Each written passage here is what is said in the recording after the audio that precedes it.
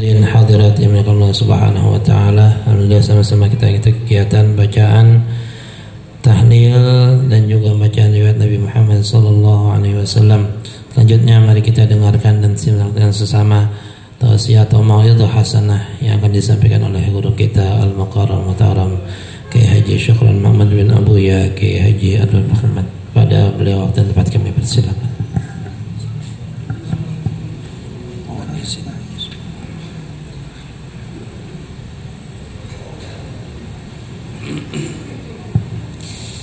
Assalamualaikum warahmatullahi wabarakatuh. Bismillahirrahmanirrahim. Alhamdulillah alladzi ja'ala sayyidana Muhammadan uswatan hasanatan lil alamin wa ja'ala uswatahu li i'la'i dinil islami wal muslimin. Asyhadu an la ilaha illallah wahdahu la syarika lah wa asyhadu anna Muhammadan abduhu wa rasuluh khairul anbiya'i wal mursalin.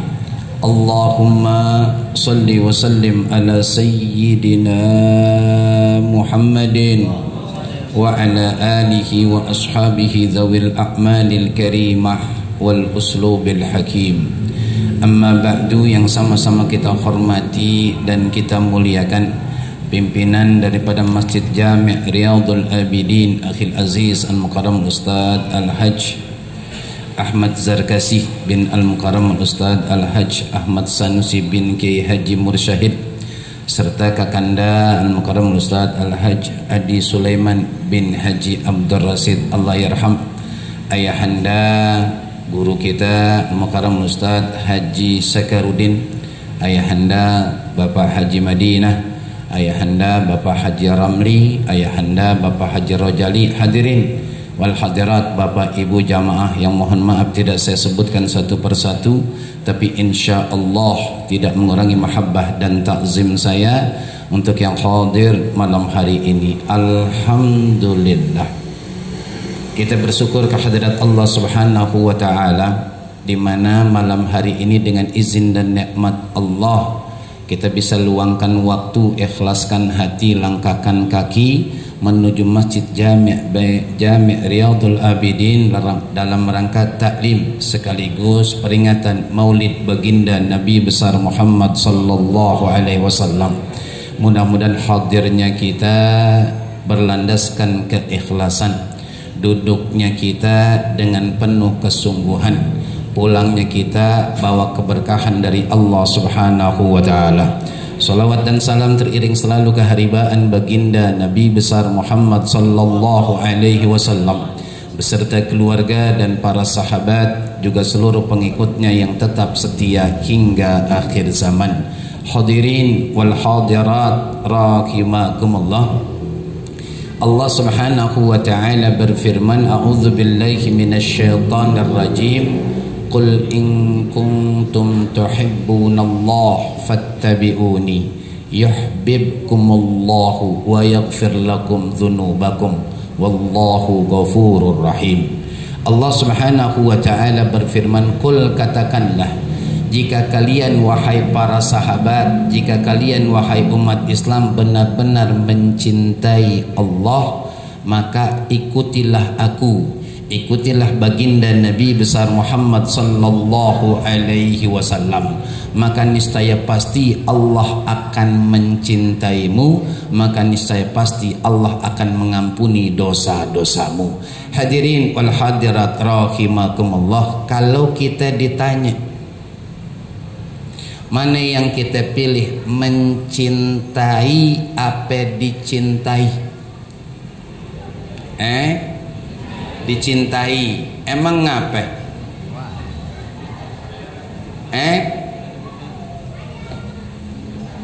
Jadi milihnya dicintai, enggak mencintai? Enggak. Bapak milih mencintai apa dicintai? Mencintai dan dicintai. Karena udah dapat contekan dari suami. Biar nggak ngaku-ngaku, biar klop sampai di rumah ya. Taib hadirin wal hadirat rahimakumullah. Jadi memang kita kudu pilih dicintai. Kenapa demikian? Sebab mencintai belum tentu akan sama dengan harapan kita. Tapi kalau dicintai udah pasti diri kita dilihat oleh orang tersebut yang mencintai kita ada kelebihan, ada keistimewaan, ada perbedaan ketimbang yang lainnya. Maka kita memilih untuk dicintai bukan mencintai. Maka hadirin wal hadirat rahimakumullah, satu hari Sayyidina Abdullah bin Mas'ud radhiyallahu an bertanya kepada baginda Nabi besar Muhammad sallallahu alaihi wasallam, "Ya Rasulullah, ayyul amali ahabbu ilallah?" Pekerjaan apakah yang paling dicintai oleh Allah? Baginda Nabi besar Muhammad sallallahu alaihi wasallam menjawab, "As-salatu ala waqtiha." Salat pada waktunya. Kalau kita semuanya, hatta umat Islam seluruhnya, kalau ditanya salat itu ada berapa kali sehari semalam, jawabannya sama.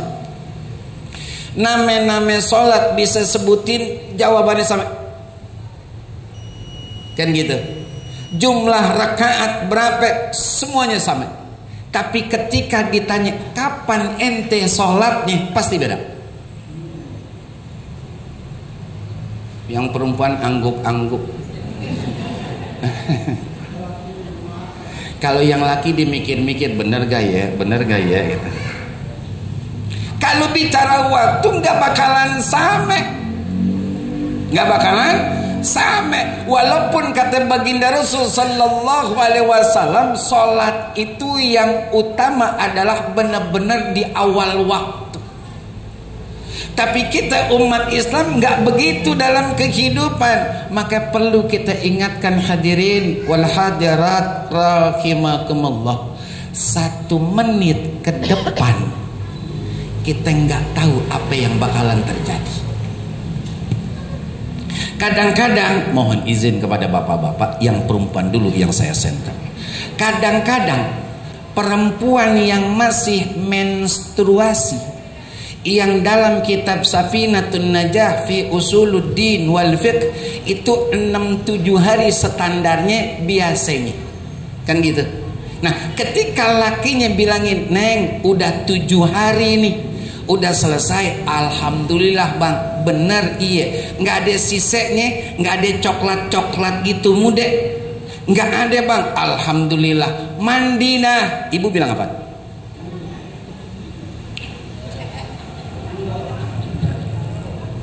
Tuh. Sukron, kenapa ngomong tentang sholat? Ini maulid, cerita tentang Rasulullah dong. Hadirin jamaah rahimakumullah. Ibadah yang paling top dalam Islam dan cara menerima perintahnya yang sangat beda, sholat. Dan sebaik-baik manusia nggak bakalan baik di pandangan Allah, nggak bakalan baik di pandangan Rasulullah kalau ninggalin sholat.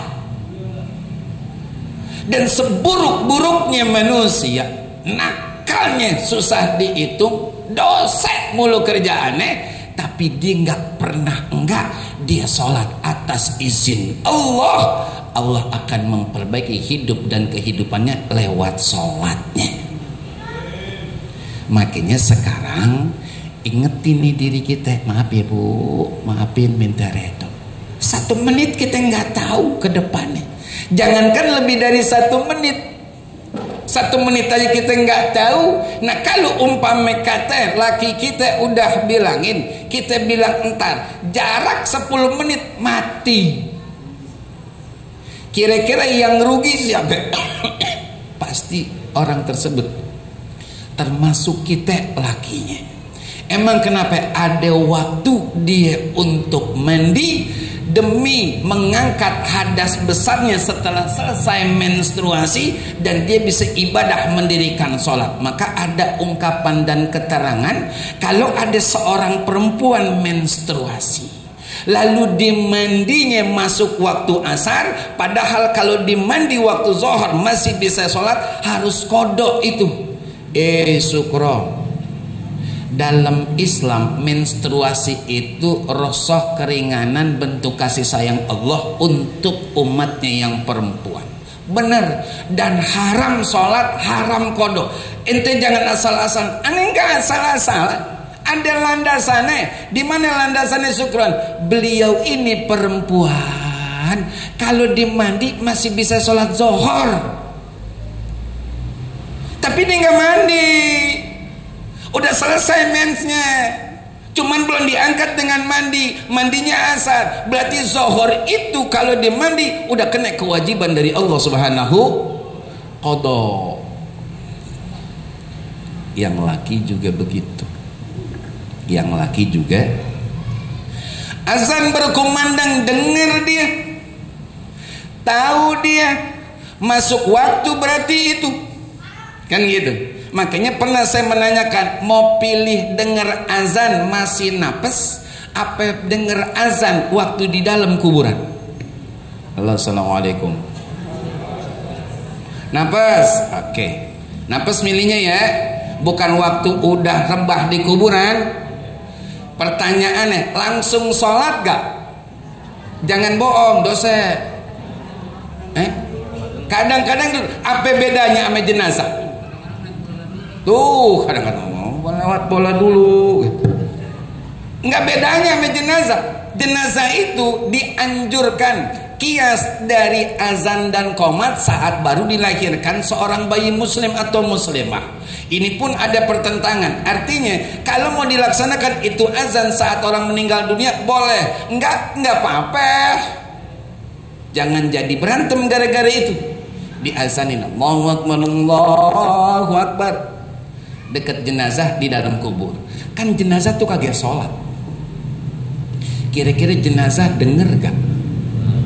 Dengar. Tapi dia nggak sholat. Bedanya di mana sama yang hidup dengar azan kagak langsung sholat? Masalah bicara waktu beda, saudara. Yang kedua, bicara setelah sholat, rasanya pun gak bakalan sama. Akibat pun pasti beda. Karena Allah sudah jamin, a'udzubillahi minasyaitonirrajim, innas salata tanha anil fahsya'i wal munkar. Sesungguhnya sholat itu atas izin Allah dapat mencegah kita dari perbuatan keji dan munkar. Dan pastinya kalau sholat tersebut kita dirikan dengan sebaik-baik cara dan sesempurna-sempurna keadaan kita akan jadi tenang. Pertanyaannya, selama kita sholat, setelah sholat, apa yang kita rasain? Jawabannya beda. Apa yang kita kerjain? Jawabannya juga beda. Tapi ngelihat secara global, kebanyakan orang rata-rata emang sholat sama dengan orang yang sholat sungguhan, tapi masih doyan dosa. Masih doyan dosa. Orang kalau udah sholatnya bener, dia malu sama Allah. Dia malu, mau ada orang kayak nggak ada orang kayak enggak, udah. Contoh, buka HP,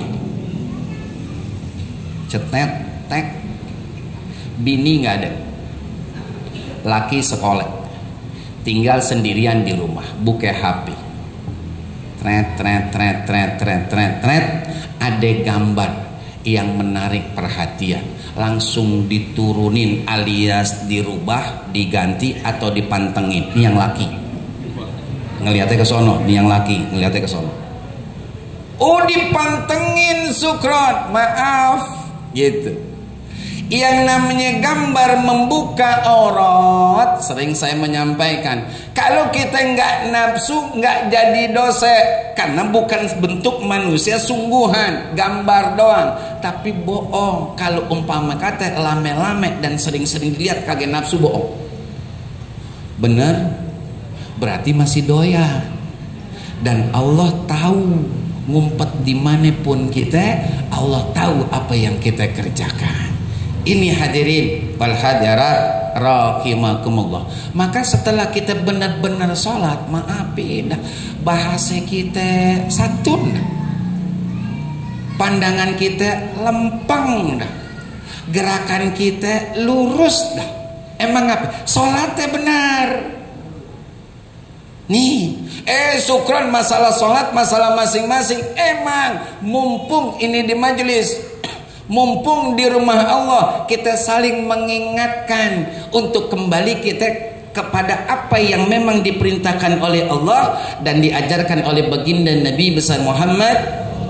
Kalau hidup, coba dah, ayo bayangin, hidup tanpa sholat, apa namanya ya? Nyem, kosong, gelisah, bingung. Emang apa syukron? Coba dah. Sebab kalau puasa Ramadan doang, haji umrah bulan Syawal, Zulqa'dah, Zulhijjah, zakat enggak setiap umat Islam wajib. Nah kalau enggak sholat ngapain? Nih, yuk kita sholat yang bener, enggak pape, enggak banyak, yang penting bobot ame antem sholat. Tahadus bin ni'mah, istighfar taubatan nasuha. Tadi saya sendirian di rumah, tiba-tiba anak saya yang nomor 2 nyamperin, gelendotin saya, ayah gini, intinya minta uang.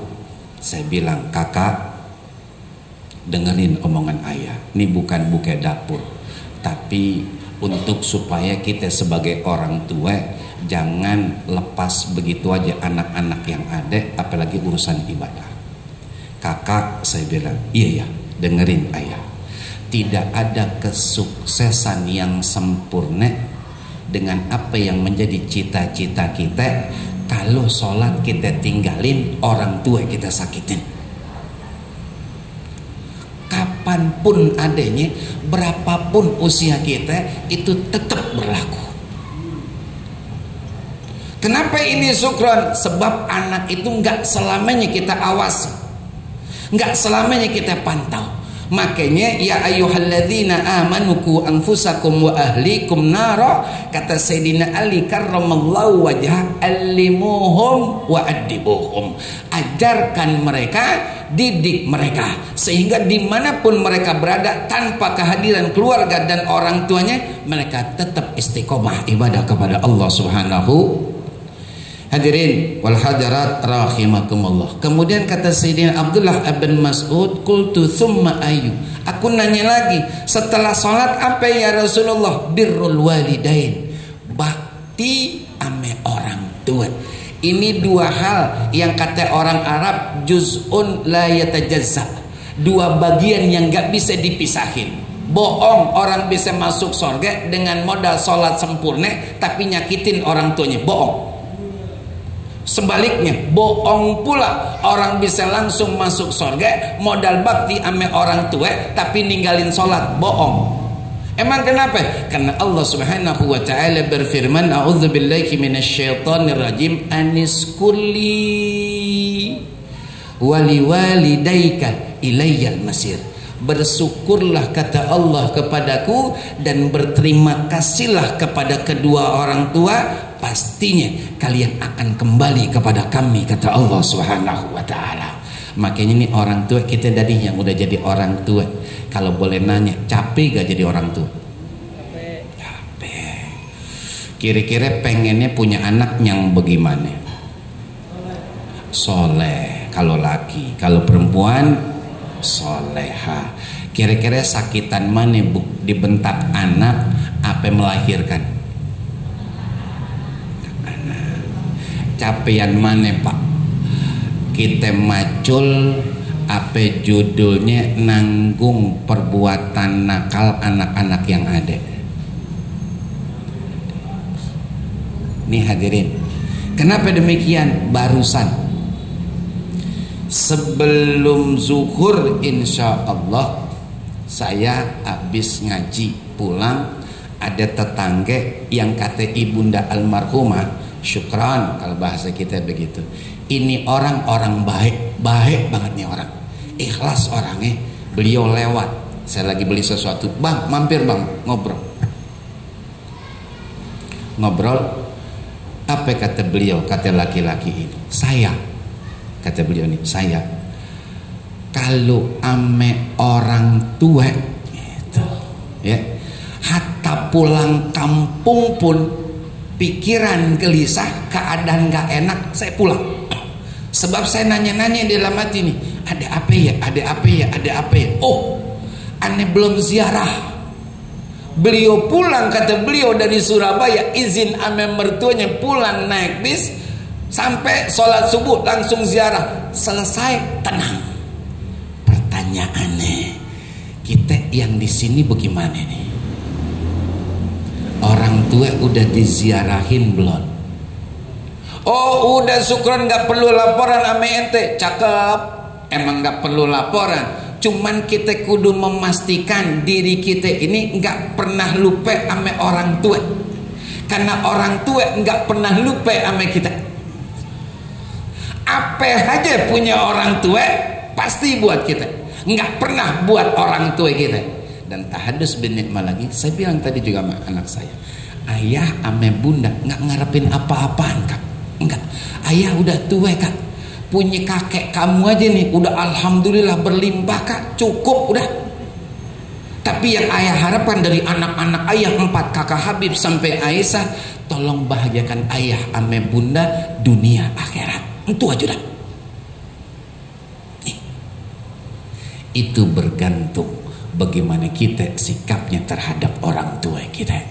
Kalau kita ame orang tua udah berbakti, apa aja kita bela-belain, maka besok anak turunan kita pun sama kita.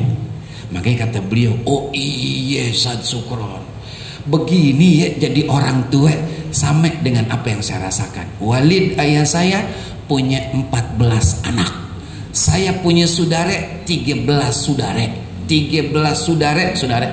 Antum insya Allah kenal dengan ayah saya dan juga mungkin ibu saya. Beliau orang masjid, orang majelis taklim, punya anak 14, alhamdulillah berkah. Bahkan cuman bawa kitab punya Nyi Guraim, istilahnya begitu. Tapi karena orang tuanya redho, gurunya redho, alhamdulillah berkah. Itu yang kudu ada, itu yang kudu kita punya sebagai seorang anak selama hidup di dunia. Kadang-kadang kita sebagai anak lupa sama orang tua, lupa Fatihah, lupa doa, lupa ziarah, lupa. Lalu kapan ingatnya? Waktu bagi warisan. Benar?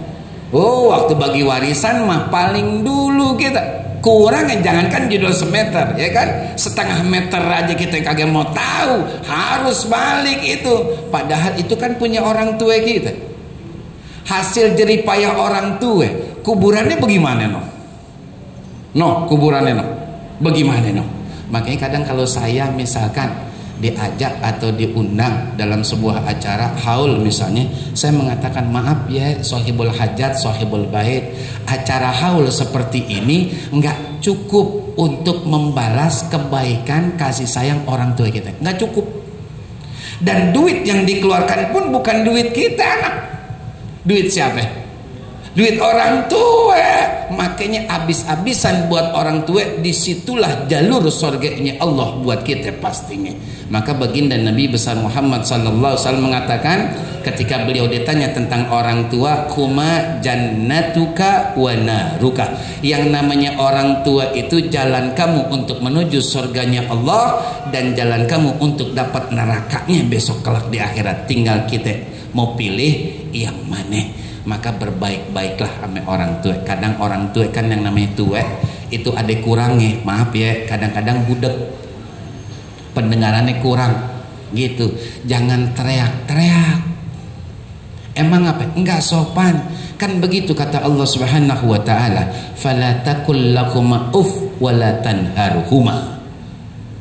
Kan gitu. Janganlah kamu mengatakan cisah dan jangan bentak, deketin. Ngapenya mau apaan? ngape ba, tadi manggil mau ngapain gitu. Jangan kita sama teman kita bilang emang budek dia. Emang budek dia. Dia siapa? Itu kan orang tua kita. Kok budek? Budek itu kan bahasa kasar yang kita sematkan buat orang tua kita. Laula beliau nggak ada kita, nggak pinter kita, nggak hidup kita, nggak cerdas kita. Itu orang tua kita. Makanya yuk dah, saya ngajak nih buat semua jamaah, mohon maaf juga kepada tuan-tuan guru dan para orang tua laki ataupun perempuan ya. Yuk kita baktikan diri kita sama orang tua kita walaupun sudah meninggal dunia, walaupun sudah beda alam. Beliau ngarep banget dah untuk dapat kebaikan dari anak turunan nih. Jangan sampai beliau harus berebut pahala dari doa umat Islam. Padahal anak turunannya banyak, mantunya banyak, cucunya banyak. Harus berebut pahala di pojokan. Emang apa? Anaknya lupa, mantunya lupa, cucunya sianan banget tuh orang tua. Jangan dah khawatir nanti nasib kita jadi samet sebagaimana sikap kita sama orang tua. Hadirin jamaah wal hadirat rahimakumullah. Yang berikutnya adalah qultu thumma ayu, lalu apaan lagi ya Rasulullah? Kata Abdullah ibn Mas'ud, al jihadu fi sabilillah, berjuang di jalan Allah. Allah Subhanahu wa taala berfirman, a'udzubillahi minasyaitonir rajim, hal adullukum ala tijaratin tunjikum min adzabin alim tu'minuna billahi wa rasulih wa tujahiduna fi sabilillahi bi amwalikum wa anfusikum dzalikum khairul lakum in kuntum ta'lamun. Hei, kata Allah kalau bahasa kita, maukah kalian wahai hamba-hambaku aku tunjukkan satu niaga, satu usaha yang untungnya enggak main-main, ente selamat dari neraka, kata Allah. Kita sambut tuh, ya kan?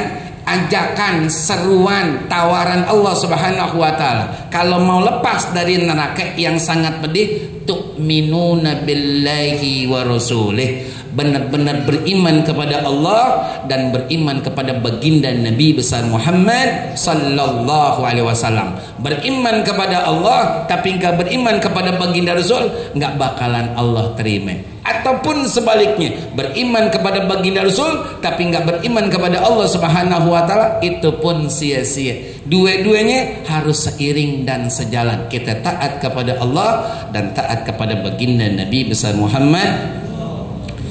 Contoh kita sholat berarti kita iman kepada Allah, kemudian kita ikut anjuran ajaran baginda Nabi besar Muhammad sallallahu alaihi wasallam. Buat yang perempuan, tolongin banget ya, untuk berhalus-halus bahasa ame suami. Bisa gak kira-kira? Saya nggak yakin. Emang apa? Kemarin ada pengajian rumah buyah, rumah ibu, gitu. Dan kebetulan ada suami yang bilang sama saya, Sad, iya, yang begini nih Sad, sampein ke perempuan. Emang apa bang? Diizinin ngaji. Ternyata di rapat partai. Lakinya yang ngomong, saya nggak nanya. Beliau yang cerita. Dia ngaji, lampu dimatiin semua, anaknya ditinggal lagi tidur. Saya sih nggak larang dia ngaji, cuman kalau begini caranya itu nggak pas menurut saya. Nah, anak ditinggal sendirian di rumah, isinya juga ngaji, akhirnya rapat partai. Kok abang bisa tahu? Nah, ana lihat. Dibilangin, kata lakinya nih, galakan dia udah 2 bulan saya nggak ngomong sama bini saya. Ada bini begitu di sini? Enggak ada. Bener. Enggak ada bang. Aman. Kata Bang Rahmat aman.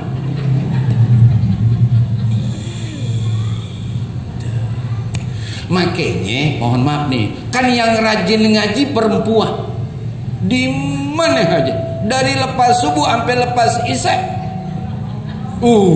Ya Allah, sampai lakinya bilang lagi makan bareng sama saya, kan?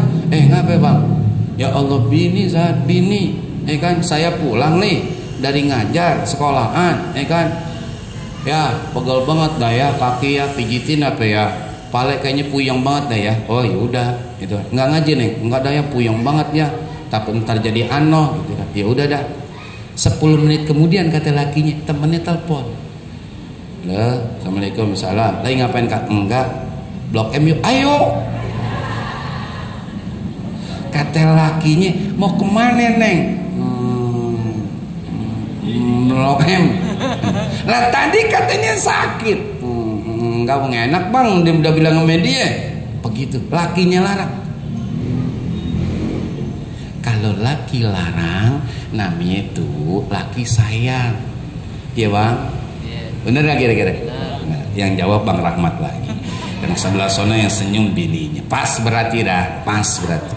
Nih hadirin jamaah rahimah, wa tujahiduna fi sabilillahi bi amwalikum wa anfusikum. Dan kamu berjuang kata Allah di dunia ini dengan harta bendamu. Harta bendamu. Maaf nih, kalau zakat sekali lagi enggak setiap kita wajib zakat. Tapi paling tidak ada keinginan, ada kesadaran untuk ngerogoh kantong sedekah. Cakep dah. Asli cakep. Kalau kita pahami nih, mohon maaf hadirin hadirat rahimah, kalau kita pahami nih nikmatnya berbagi ame orang, khususnya ame anak bini, kayaknya kita nggak mau megang duit dah. Beneran, asli itu. Dan mohon maaf, udah terbukti itu. Bukannya mau ngerogoh aja dah. Berapa duit sekian? Enak dah. Dan itu pasti diganti oleh Allah Subhanahu wa taala. Dan itu pasti langsung dikali lipat gandakan oleh Allah 700 kali lipat. Dan itu pasti jadi celengan kita, tabungan kita besok di akhirat yang kita nggak bawa. Maka sering juga saya berbahasa, kain kapan kan nggak ada kantongnya. Mau yang laki ke, mau yang perempuan nggak ada kantongnya. Kalau ada kantongnya dia bisa ngantongin. Kalaupun ada kantongnya, misalnya dia mau jajan apaan di sana? Nggak ada yang dagang. Nah dewek-dewek aja sempit di kuburan. Kan begitu. Udah. Kadang-kadang bini begitu. Maaf ya bini. Bini kan saya alhamdulillah punya bini juga. Yang saya pahami bini itu imet-imet.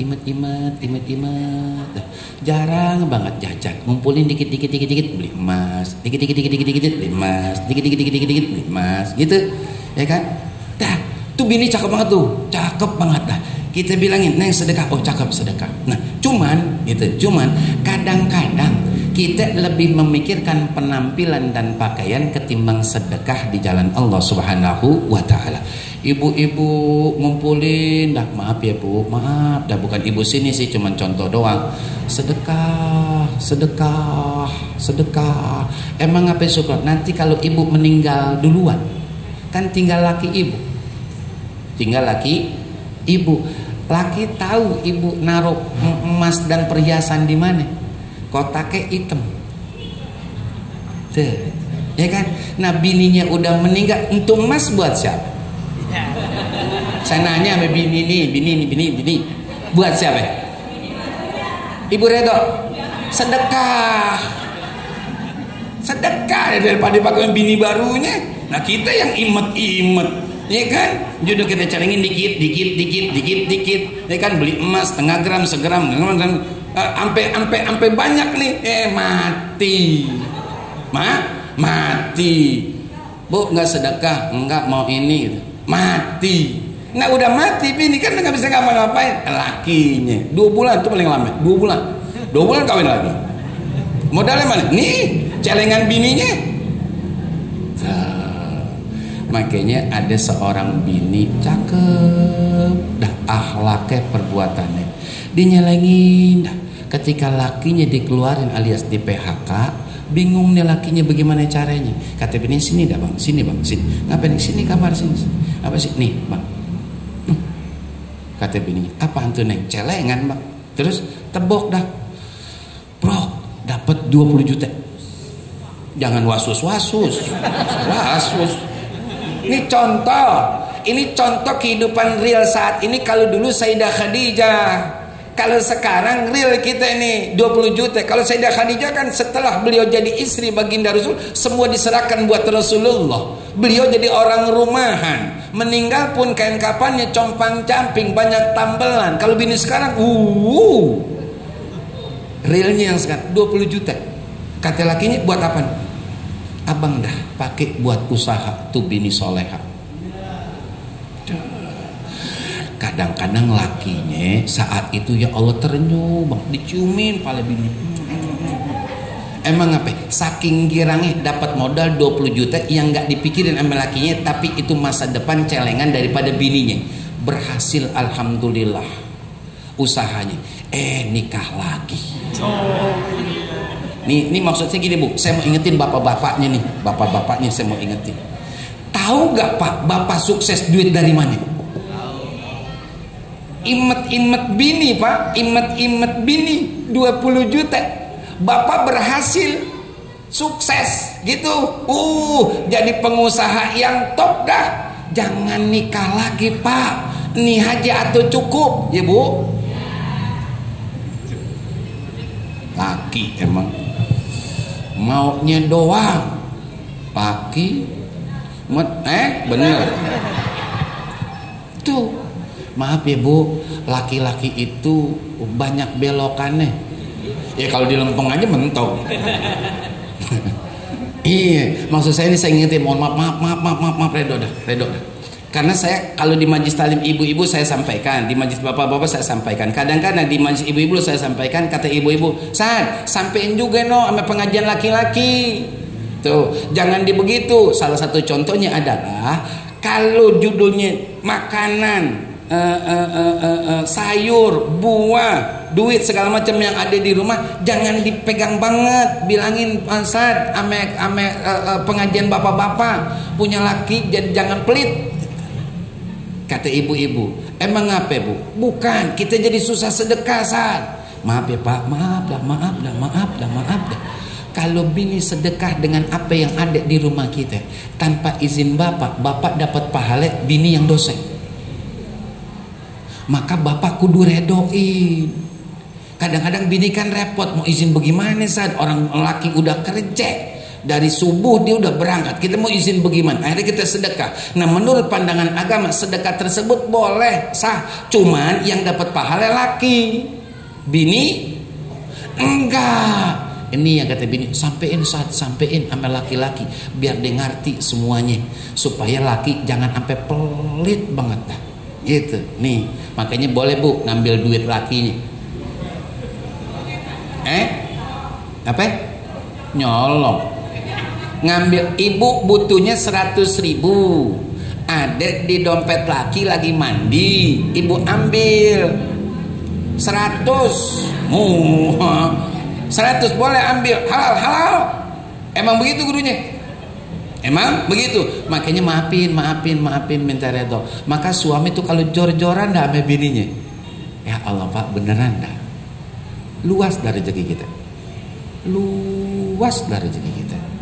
jadi kerjain dah, luas dah. Karena sumber rezeki kita diantaranya dari bini.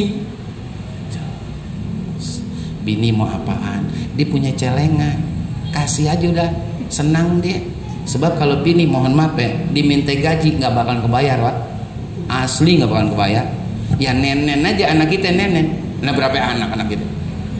Coba kalau disuruh bayar sama bini, nggak bakalan bisa. Kasih dah bini kita. Insya Allah bini girang, kita dapat pahala, rezeki makin lancar insya Allah. Dan berjuang dengan diri kita. Tolongin Dani ya. Tolongin kita berjuang dengan diri kita. Bagaimana caranya supaya dapat redha Allah Subhanahu wa ta'ala.